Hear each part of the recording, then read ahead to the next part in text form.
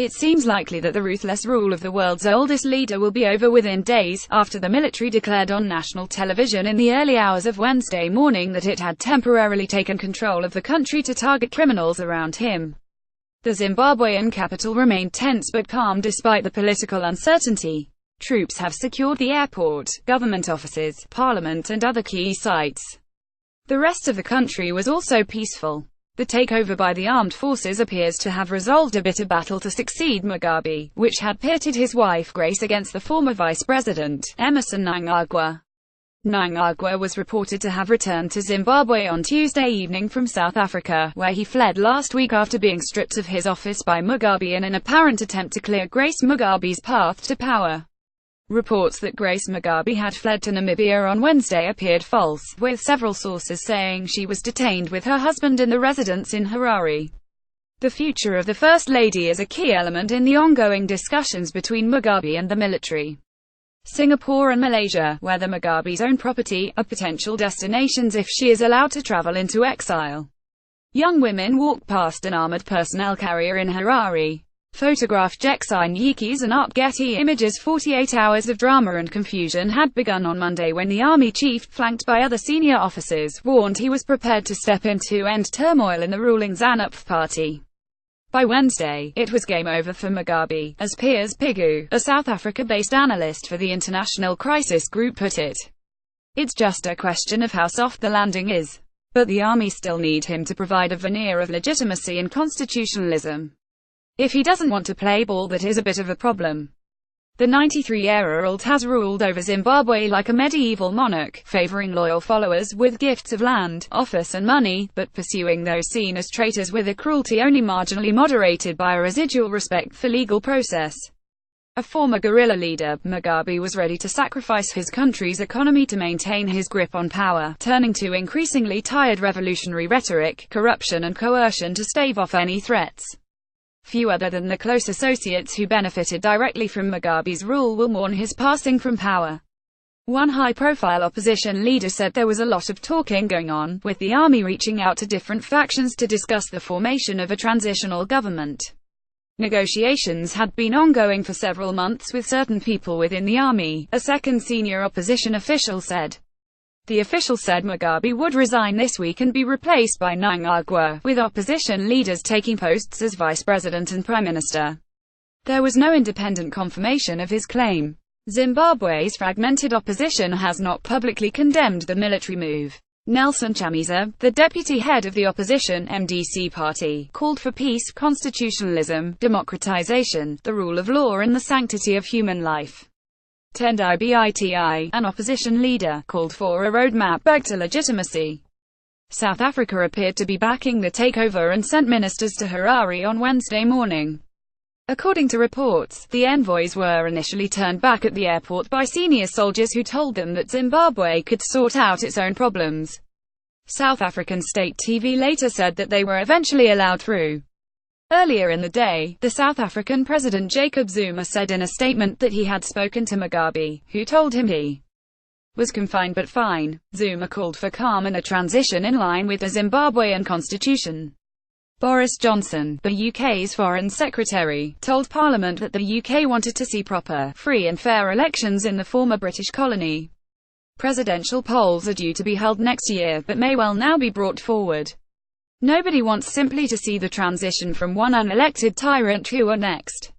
No one wants to see that, Johnson said.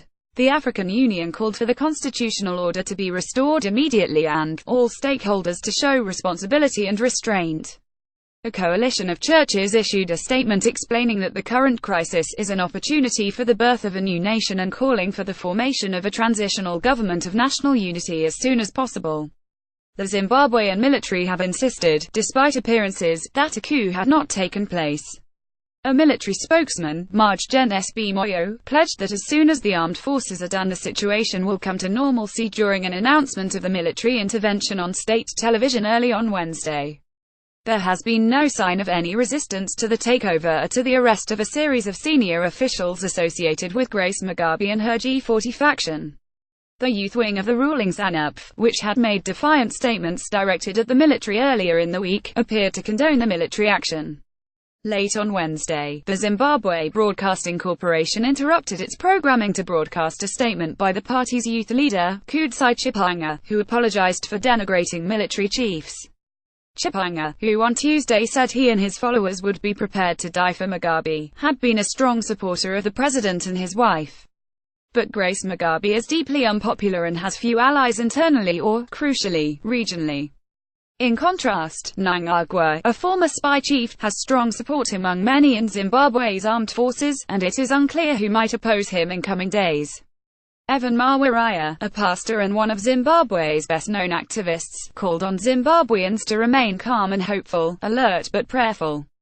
Mawarire, who has been jailed and prosecuted since launching the This Flag movement last year, which led to huge protests, said developments were the culmination of the work that citizens have been doing. Robert Mugabe addresses ZANU-PF members gathered to show support for his wife, Grace, on the 8th of November. Photograph Jeksign Yikis and Art Getty Images. Mugabe's sacking of Mnangagwa came as a shock to many observers. Nicknamed the crocodile from his time fighting in the country's liberation wars, he had been considered the most likely candidate to succeed Mugabe if the president decided to step down or died in office. But the increasingly infirm president's scandal exposed deep factional divides within the ranks of ZANU-PF, as well as the political weakness of his wife and her faction. It was a spectacular miscalculation, said Pegu.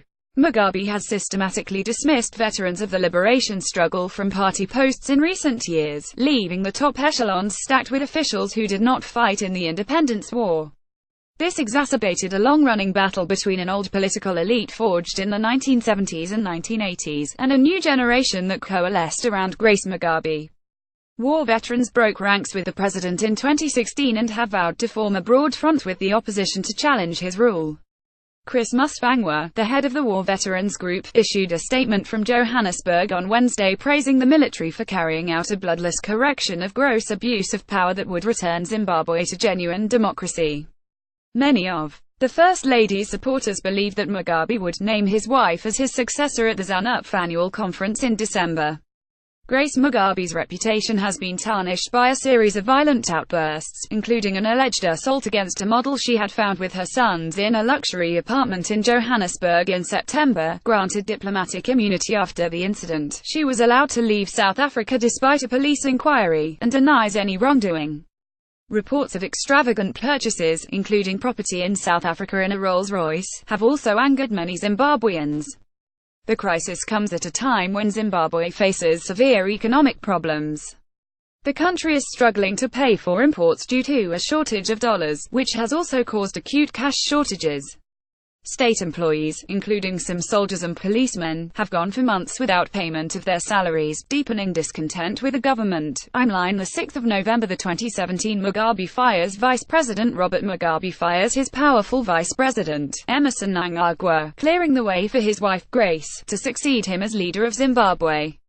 Grace had accused 75-year-old Mnangagwa, a former intelligence chief, of being the root cause of factionalism in the ruling ZANU-PF party. The 8th of November 2017. Defiant Mnangagwa reportedly flees to South Africa, but vows to return to Zimbabwe to lead party members. The party is not personal property for you and your wife to do as you please, Mnangagwa tells Mugabe in an angry 5-page statement. The 13th of November 2017. Army chief issues warning. Zimbabwe's army chief demands a halt to the purge in ZANU-PF, and warns that the military could intervene. We must remind those behind the current treacherous shenanigans that when it comes to matters of protecting our revolution, the military will not hesitate to step in, General Constantino Chiwenga told a media conference attended by about 90 senior army officers.